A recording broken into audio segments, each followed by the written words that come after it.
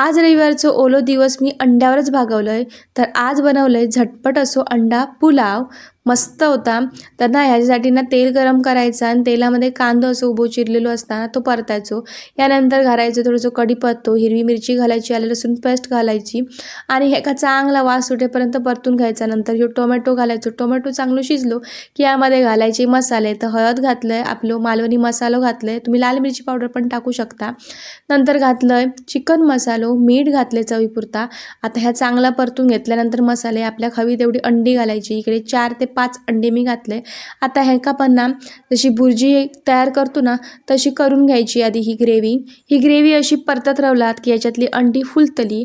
आता अंडी फुलली की यामध्ये घालायचो तयार भात. आता ह्यो भात पण या अंड्याबरोबर चांगलं असं परतत राहायचो जोपर्यंत या अंड्याचं दय ना ह्या भाताक लागणार नाही. भात चांगलं असं मिक्स झालो की झालो आपलं ह्यो अंडा पुलाव रेडी. वर अशी कोथिंबीर घालायची आणि गरमागरम खाऊ घ्यायचो.